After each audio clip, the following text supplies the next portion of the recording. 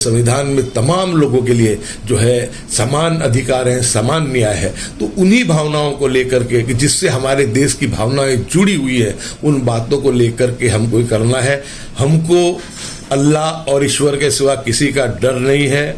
हम ये जानते हैं कि जुल्म की जो ताकत, उसकी उम्र कम होती है, छोटी होती है, और जुल्म के सामने अगर खामोशी इख्तियार करते हो तो ये समझ लेना चाहिए कि आज किसी और के सामने जुल्म हो रहा है, कल तुम्हारी बारी है। इसलिए हमको आवाज़ जो है हमेशा से मुखर होकर के इसके अंदर आवाज़ को हमको उठानी पड़ेगी। हमारे एकमात्र माइनॉरिटी के विधायक इमरान खेड़ावाला जी के समक्ष और हमारे पूर्व विधायक जावेद पीरजादा, हमारे दूसरे साथी नुसरत पांजा, यूनुस पटेल जी, जुम्मा रायमा जी और जितने भी और दीगर लोग हैं, उनके सामने ये बात बार बार ये बात आती थी कि एक संगठन बनना चाहिए। तो हमारा काम जो है राष्ट्रवाद को बढ़ावा देना है, मानवाधिकारों को दिलाना है, संविधान की रक्षा करना है। इसलिए शायद हम लोग इस तरह सोच रहे हैं कि जैसे कि राष्ट्रवादी संवैधानिक न्याय मंच इस नाम से, यानी इस तरीके का कोई नाम हो और उसके लिए इस पर करेंगे। हमारा संविधान, हमारा अधिकार, ये हमारा जो मेन जो है हमारा सूत्र होगा, हमारा नारा होगा। महात्मा गांधी के रास्ते पर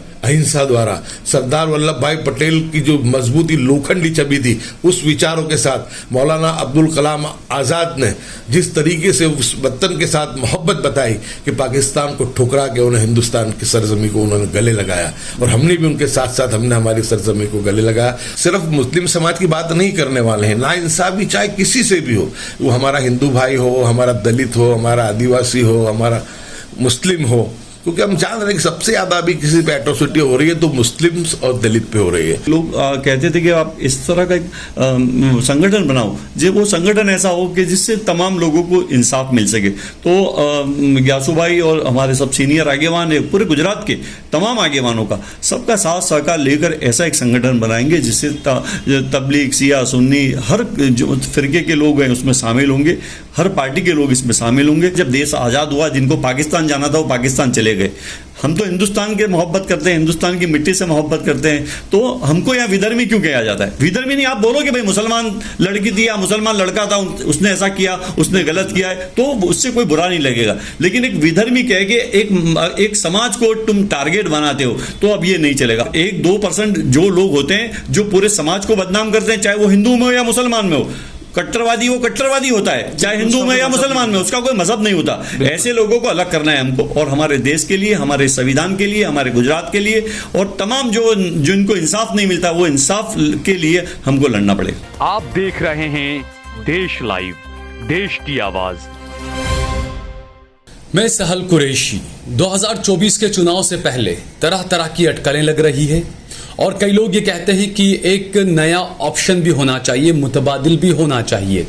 लेकिन मैं हमेशा कहता हूं कि मुतबादिल के अलावा एक ऐसा मजबूत कोई तंजीम या कोई संगठन कोई ऐसा होना चाहिए जो दबे कुचले मुसलमानों की आवाज़ों को उठाए, दलितों की आवाज़ों को उठाए, या जहां पर भी किसी भी भारतीय नागरिक के साथ में नाइंसाफ़ी हो रही है तो उसकी आवाज़ को उठाए। ऐसा मजबूती के साथ में कोई संगठन होना चाहिए। ये हमेशा आम जनता की भी धारणा यही रहती है कि कोई ऐसा हो जो हमेशा बुरे वक्त में हमारे साथ में खड़ा रहे। अब गुजरात की बात करें, गुजरात में आप पिछले 2 साल का उठाकर देखें, द्वारका वगैरह और कई जगहों पर पुलिस के तरफ से, सरकार की तरफ से लोगों के साथ में कई तरह के अन्याय किए गए। अतिक्रमण के नाम पर कई ऐसी जगहों को शहीद कर दिया गया जो 200 साल 300 साल पुरानी थी।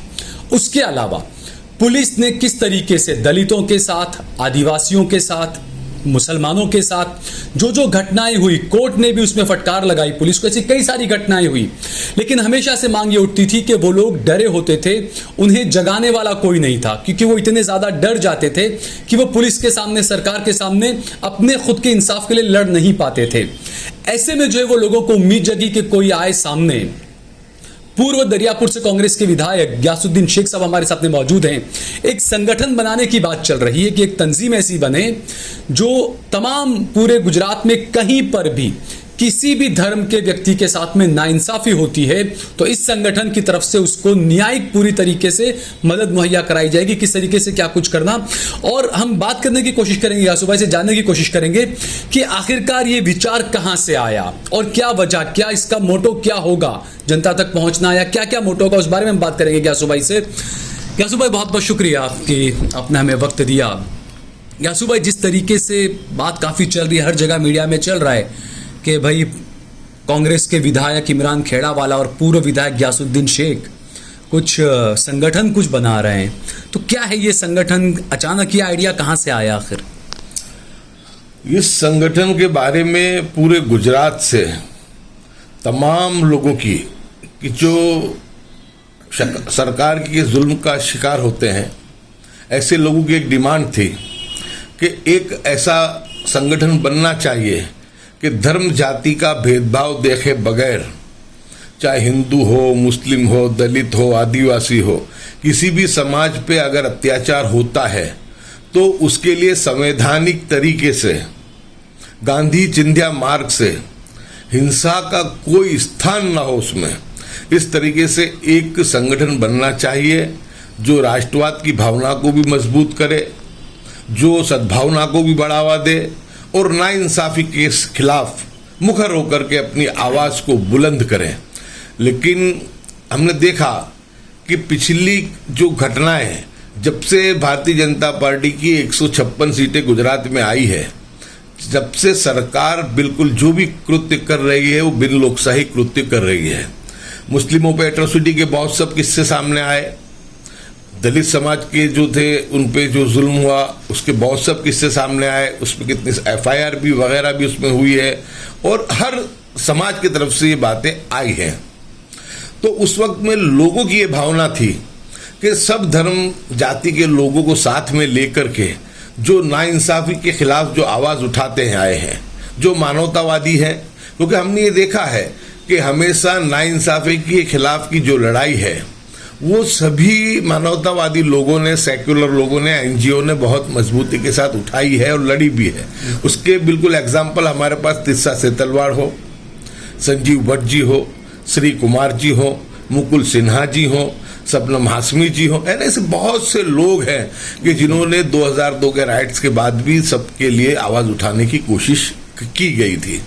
लेकिन देखा गया बाद में कि जब ये आवाज़ को उठाया और सरकार उस वक्त में जब दबाव में आई तो सरकार ने उन्हीं के जिनके लिए आवाज़ उठाई थी ऐसे लोगों को निशाना बनाते हुए अपने दलालों को, जो पुलिस के बोगस हैं, जो दलाल हैं, जिनका काम ही ये है कि हर सरकार और पुलिस की गलत जो कार्रवाई हो उसमें जाकर के विक्टिम को दबाना, डराना, धमकाना। अब मजबूरी, परेशानी ये रही है कि जो गरीब लोग हैं उनकी मजबूरी रहती है कि उनके पास इतनी ताकत नहीं होती है कि वो उसका डट करके मुकाबला कर सके। इस वजह से वो लोग हमेशा से, हमने ये देखा कि वो लोग जो है अपनी लड़ाई लड़ने के बजाय जो है कॉम्प्रोमाइज़ कर लेते हैं, समाधान कर लेते हैं। और उस कॉम्प्रोमाइज़ और समाधान करने से नुकसान ये होता है कि जुल्म करने वालों को, अत्याचार करने वालों को बढ़ावा मिलता है। तो इस वजह से उस बढ़ावे को जो है रोकने के लिए और संवैधानिक तरीके से अपने अधिकार को प्राप्त करने के लिए इस संगठन बनाने की जो ज़रूरत है वो मेरे समक्ष हमारे एकमात्र माइनॉरिटी के विधायक इमरान खेड़ावाला जी के समक्ष और हमारे पूर्व विधायक जावेद पीरजादा, हमारे दूसरे साथी नुसरत पांजा, यूनुस पटेल जी, जुम्मा रायमा जी और जितने भी और दीगर लोग हैं, उनके सामने बार बार ये बात आती थी कि एक संगठन बनना चाहिए।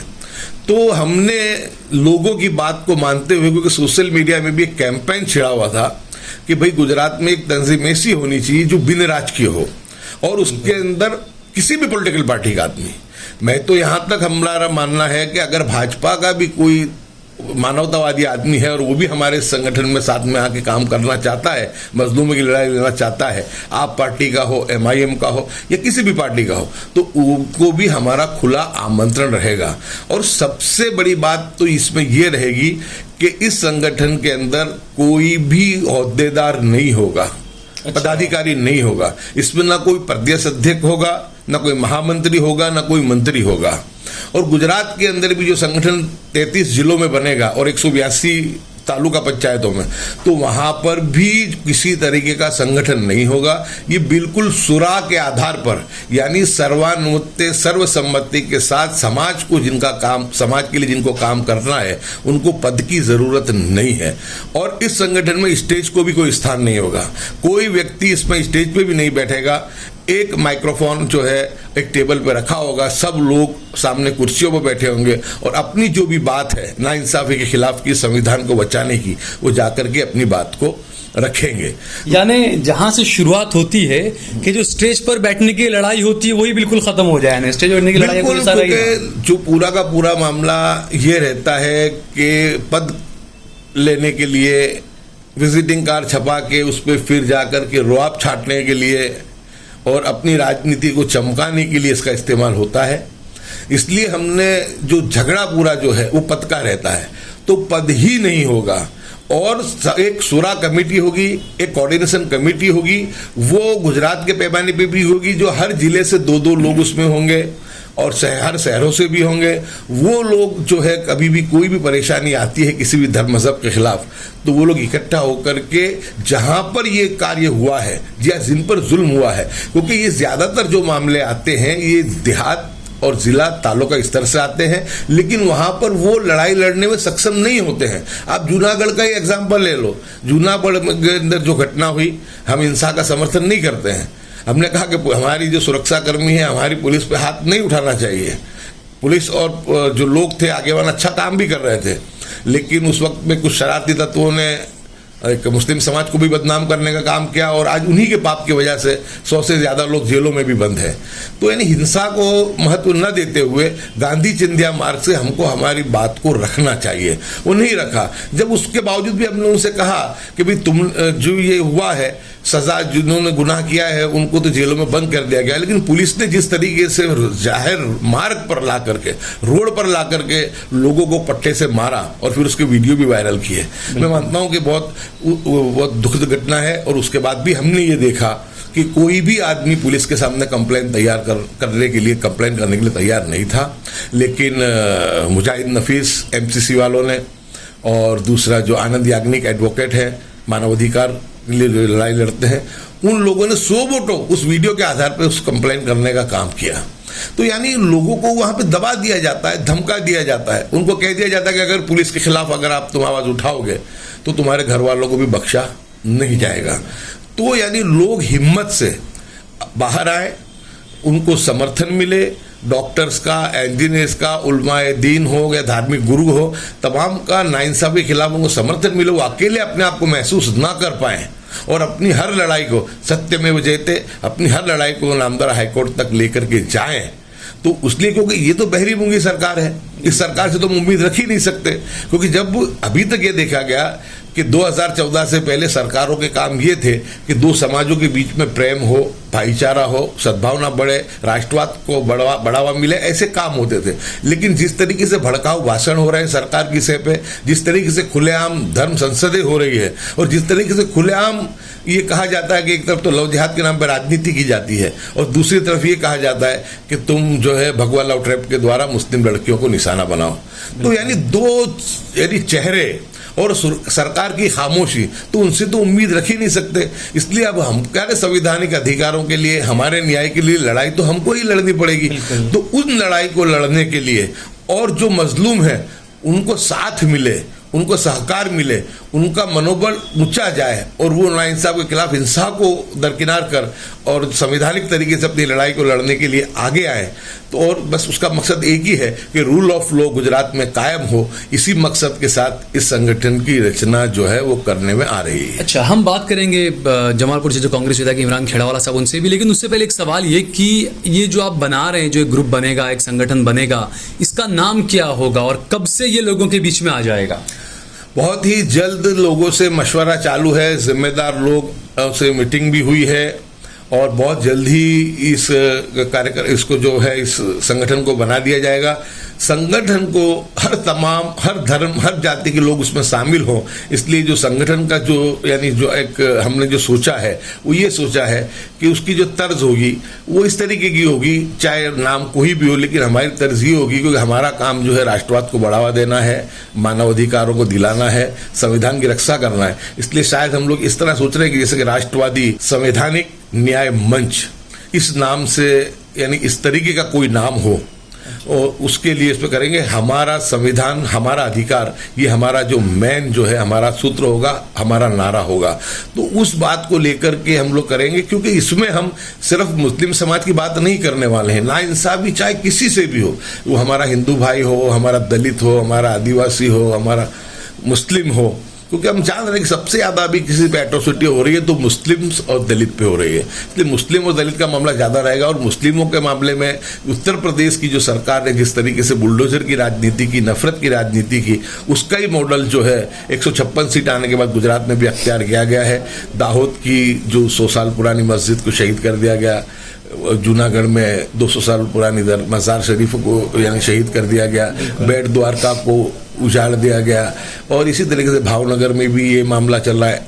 कस्टोडियल डेथ के भी मामले सामने आ रहे हैं और एक तरफ जो कट्टरवादी संगठन है वो खुलेआम गुजरात में घूम कर हर जिले तालुके में जहर उगलने का काम कर रहे हैं। तो ऐसे वक्त में लोगों को संयम के साथ काम करने की जो है वो सलाह भी हमारी तरफ से रहेगी, हिंसा को स्थान नहीं रहेगा।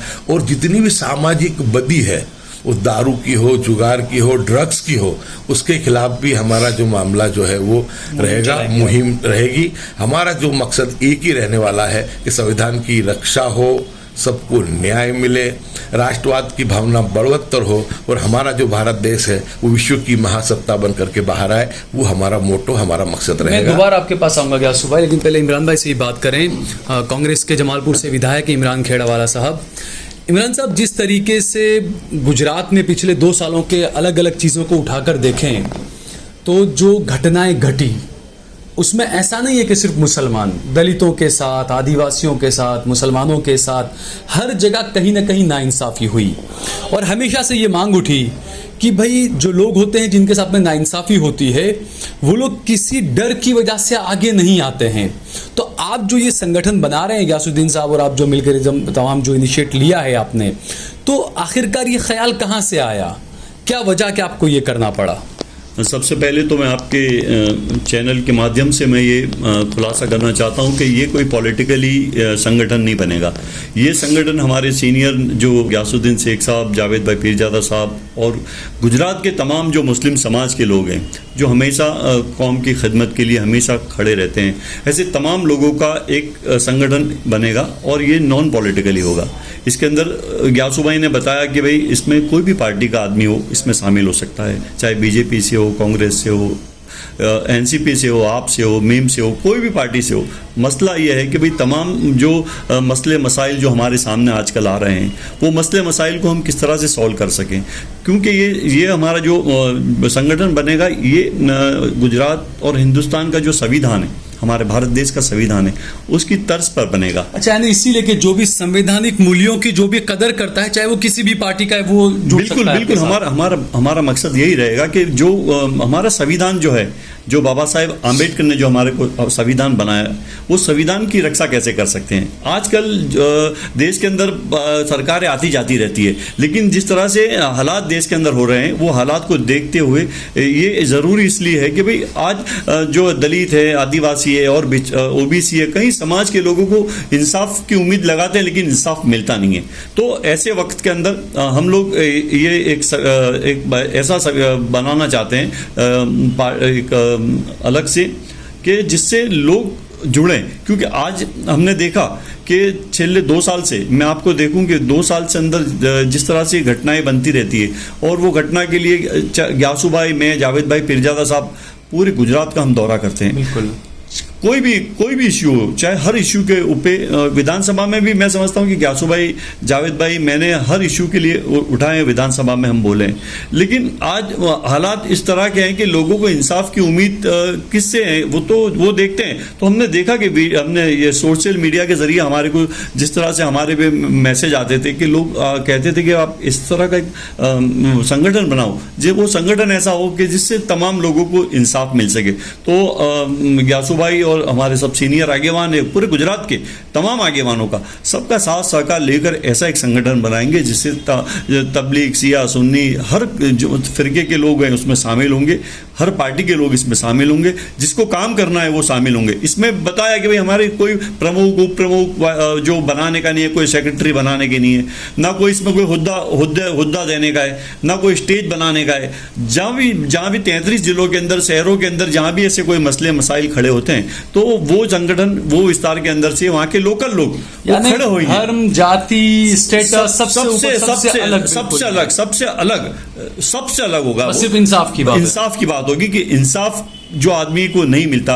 तो आज मैं एमएलए हूँ, मेरे और ग्यासू भाई और जावेद भाई पीरजादा और कांग्रेस पार्टी के भी बहुत सारे जो लोग हैं जो हमेशा समझो जो सेक्युलर बात के ऊपर हमेशा मजबूत रहते हैं, जो हिंदू भाई है वो सेक्युलर बात पे हमेशा लड़ते रहते हैं। ऐसे तमाम सेक्युलर लोग को शामिल करने का है हमको, और शामिल करके हम आगे बढ़ सकते हैं। आज विधानसभा के अंदर तुम देखो, या आज अखबार के मीडिया में कोई मुस्लिम कोई लड़की को या कोई मुस्लिमों के ऊपर अत्याचार होता है तो वो विधर्मी का उपयोग करते हैं, विधर्मी लोगों आ करियो विधर्मी। तो कई लोग, कल भी मुझे टेलीफोन पे 2-3 लोगों के फोन आए कि इमरान भाई कम से कम विधर्मी की जो बात करते हैं, ये जो मीडिया वाले लिखते हैं, विधानसभा में इसका इस्तेमाल होता है, सरकार के अंदर ये शब्द का इस्तेमाल होता है विधर्मी। तो विधर्मी है, इससे तो क्या आप मुस्लिम भाई के, वो मुस्लिम लड़का था, मुस्लिम लड़की थी, इस तरह की आप बात करो। क्यों विधर्मी करके हमारे को अलग पाड़ना चाहते हो?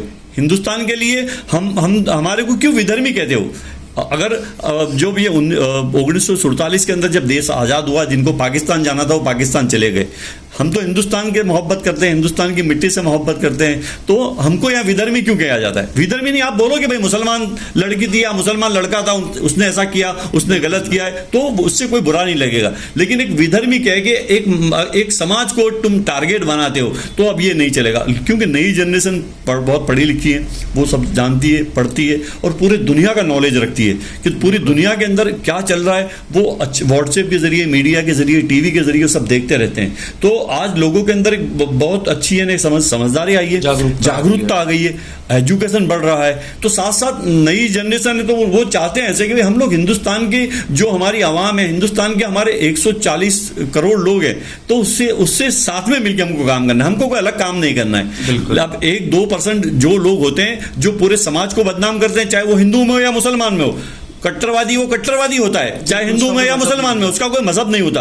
ऐसे लोगों को अलग करना है हमको, और हमारे देश के लिए, हमारे संविधान के लिए, हमारे गुजरात के लिए, और तमाम जिनको इंसाफ नहीं मिलता वो इंसाफ के लिए हमको लड़ना पड़ेगा। ठीक है, बहुत बहुत शुक्रिया। हम बात करेंगे दोबारा ग्यासू भाई से। ग्यासू भाई की जिस तरीके से आपने बताया, जो नाम आपने दिए, तीस्ता से तलवार, शबनम हाशमी और मुकुल सिन्हा वगैरह, लेकिन 2014 के बाद से जिस तरह की राजनीति हुई कि जिसने भी इंसाफ के लिए एक कदम आगे बढ़ाया उसको बर्बाद कर दिया गया, ये इस पूरे देश ने देखा है। ये तो आपको भी कहीं डर नहीं लगता इस तरह का कुछ?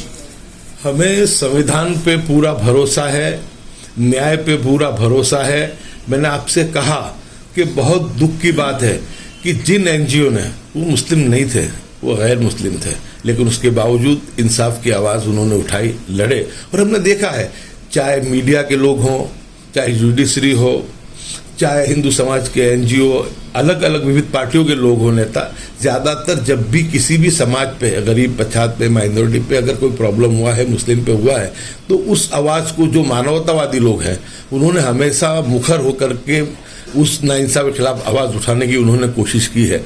लेकिन बहुत दुख की बात है, जब 2014 के बाद ये जो नई सरकार बनकर के आई, तो सबसे पहले निशान उन्होंने ऐसे बनाया कि जो मानवाधिकार संगठन है, जो मानव के अधिकारों की लड़ाई लड़ते हैं, ऐसे लोगों के, जिनकी वो लड़ाई लड़ते थे, ऐसे लोगों को हाथा बनाकर दबाव में, धमकी से, कहीं पे प्रलोभनों से उनको हाथ में उनको जो था उनको निशाना बनाकर उनके ही द्वारा उनकी लड़ाई लड़ने वाले उनके मसीहा उनके सामने इन्होंने गलत तरीके से केस दर्ज कराया। ये सरकार लोकशाही में विश्वास नहीं रखती है। ये सरकार ईडी सीबीआई वगैरह के द्वारा ये सरकार चलती है। ये सरकार हमने आने के साथ ही जो भी लोग मुखर होकर के बोलने वाले उनको दबोचने का काम किया।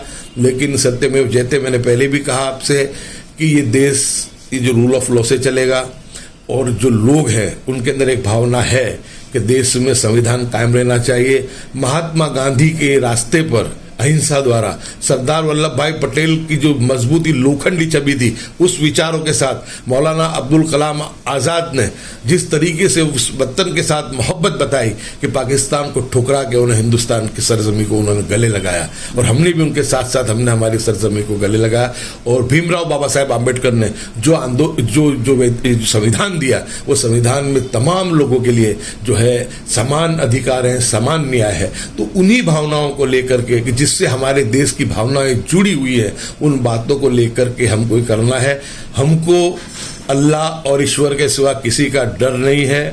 हम ये जानते हैं कि जुल्म की जो ताकत उसकी उम्र कम होती है, छोटी होती है और जुल्म के सामने अगर खामोशी इख्तियार करते हो तो ये समझ लेना चाहिए कि आज किसी और के सामने जुल्म हो रहा है, कल तुम्हारी बारी है। इसलिए हमको आवाज़ जो है हमेशा से मुखर होकर के इसके अंदर आवाज़ को हमको उठानी पड़ेगी। और उसी मुहिम को लेकर के जो हमारे युवा अंधारक सब इमरान खेड़ावाला, जावेद पीरजादा साहब, नुसरत पांजा जी, यूनुस पटेल साहब, हमारे जुम्मर रहमा जी, ऐसे बहुत सारे सीनियर लीडर्स जो है उन्होंने ये बात को तरजीह दी कि ऐसा कुछ होना चाहिए और बहुत जल्दी हम इसके लिए मीटिंग भी बुलाएंगे और उसमें हर जो निर्णय होगा वो उस शुरा से होगा, सर्वसम्मति से होगा। और जिसे इमरान भाई ने बहुत बेहतरीन बातें बताई, इसी तरीके से उसी तर्ज पर चलते हुए हम लोग इसमें आगे भी कार्रवाई करेंगे। और ये जो विधर्मी वाला जो शब्द है इसके खिलाफ हम लोग कोशिश भी हमारी रहेगी कि नामदार हाईकोर्ट में भी इसी बात को लेकर के जाया जाए कि मीडिया किसी एक धर्म को, एक समाज को अपमानित करने का जो काम है वो बंद करे। ये गैर संवैधानिक है। किसी मजहब को नीचा दिखाना मैं मानता हूं कि ये अच्छी बात नहीं है। गुनहगार का कोई मजहब, कोई धर्म नहीं होता है, चाहे वो हिंदू हो या मुसलमान हो। उसको तुम इस तरीके से यानी विधर्मी कहकर को उसको जो है एक तरीके से उसमें तंज करना, ये मैं मानता हूं कि नफरतों को बढ़ावा देगा। हमारी तो एक ही बात है कि देश में राष्ट्रवाद मजबूत हो, देश के अंदर जो गुनाहखोरी है, ड्रग्स जुगार जैसी बदी वो दूर हो, एकता हो, सामाजिक न्याय हो, संभाव हो, सद्भावना हो और भाईचारा हो। ठीक है ग्यासु भाई, एक आखिरी सवाल, ये पिछले कुछ दिनों से सोशल मीडिया पर काफ़ी फोटोज वायरल हो रहे हैं आपके और इमरान साहब के कि आप कांग्रेस के नेताओं से जाकर मिल रहे हैं, खड़गे साहब से, कांग्रेस के अध्यक्ष से मिल रहे हैं, तरह तरह के तर्क वितर्क लगाए जा रहे हैं। तो ये मुलाकातें आखिर क्या वजह ये? रूटीन में जब ये होता है तो उस वक्त में हर जिम्मेदारों की फर्ज भी रहती है और अपने हाईकमान के पास जाते भी हैं, मिलते भी हैं। कल हम खड़गे जी से मिले, सलमान खुर्शीद जी से मिले, तारिक अनवर जी से मिले, हम जो है सईद हसन साहब से, नासिर हसन साहब से हमारी मुलाकात हुई, वेणुगोपाल जी से हमारी मुलाकात हुई। इन पीछे का एक ही मकसद है कि गुजरात में एक बहुत ही मजबूत प्रदेश अध्यक्ष हमको हाईकमान ने दिया है, जो शक्ति सिंह गोयल है, विद्वान भी है, सक्षम भी है और मजबूत भी है। और सबसे बड़ी बात कि बिन सांप्रदायिक विचारधारा में मानने वाला है।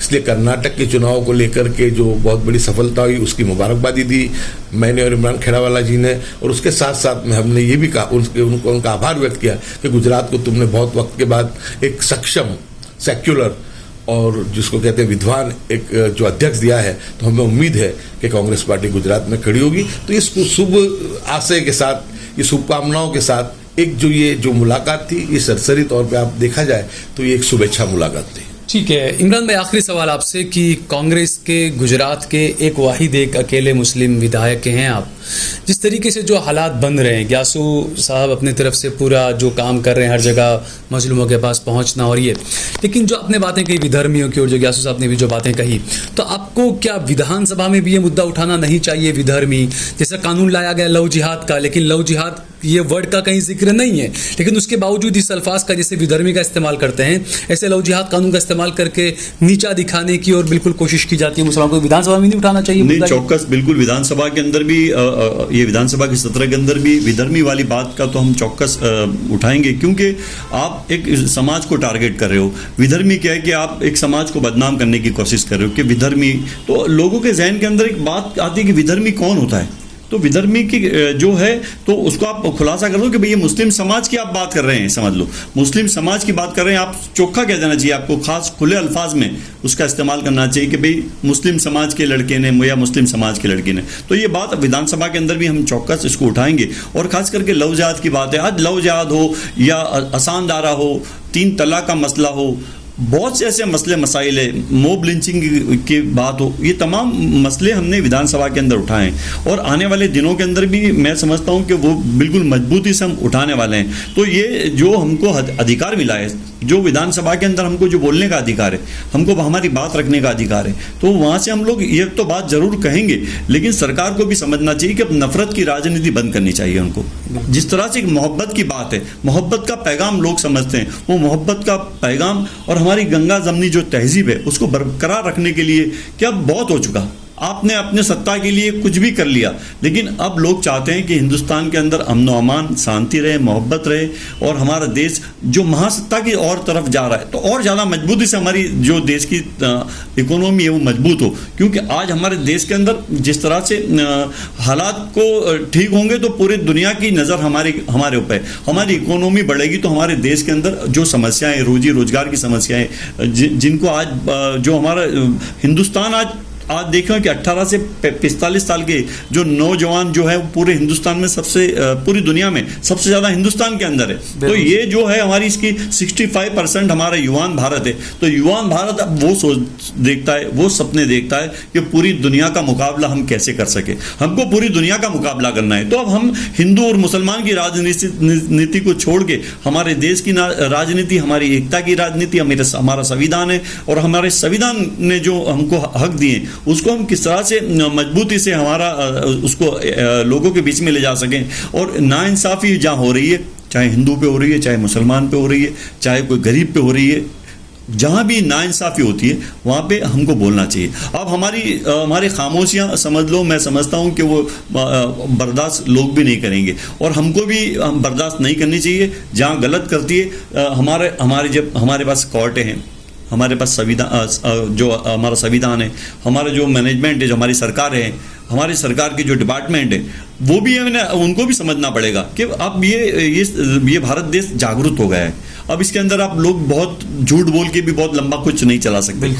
अब जो बात लोग की सच्चाई पता चल जाता है लोगों को कि भाई ये बात बहुत गलत है और ये 2-3 दिन का उसका रहता है, बुलबुला रहता है, लेकिन वो फूट जाता है। तो लोगों को भी अच्छी तरह से जानकारी है। सरकार से भी मैं ये गुजारिश करता हूँ कि भाई हमको नफरत की राजनीति मिटाकर मोहब्बत की राजनीति करनी चाहिए। तमाम समाज, तमाम धर्म के लिए वो सरकार होती है, चाहे देश के प्रधानमंत्री हो, चाहे देश के गुजरात के कोई भी सूबे के मुख्यमंत्री हो, वो सूबे के लिए होते हैं, तमाम समाज के लिए होते हैं, तमाम धर्म के लिए होते हैं, तमाम लोगों के लिए होते हैं। तो उसके लिए ना कोई हिंदू होता है ना कोई मुसलमान होता है। वो संविधान होता है, जब वो शपथ लेते हैं, जब मुख्यमंत्री बनते हैं, देश के प्रधानमंत्री बनते हैं, तो जब शपथ लेते हैं तो वो उसके लिए लेते हैं कि भाई मैं देश की रक्षा करूंगा। तो ये देश की रक्षा करने के लिए लोग आपके इंतजार करते हैं, आपसे जो उम्मीद रखते हैं। तो मैं यही कहूँगा कि आने वाले दिनों के अंदर हमारा देश मजबूत बने, हमारा राज्य मजबूत बने और हम सब मिलजुल के हमारे देश को आगे बढ़ाएं।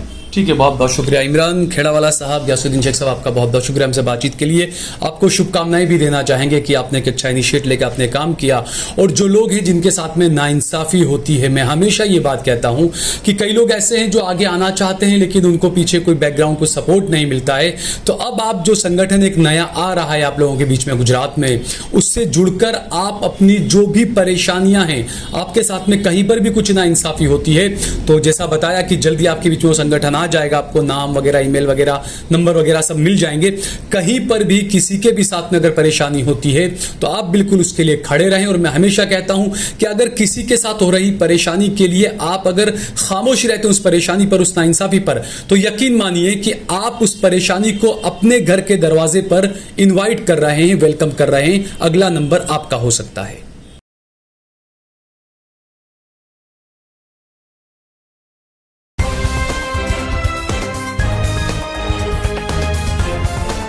देश और दुनिया की तमाम छोटी और बड़ी खबरों के लिए हमारे चैनल को सब्सक्राइब करना न भूलें और बेल का बटन जरूर दबाएं।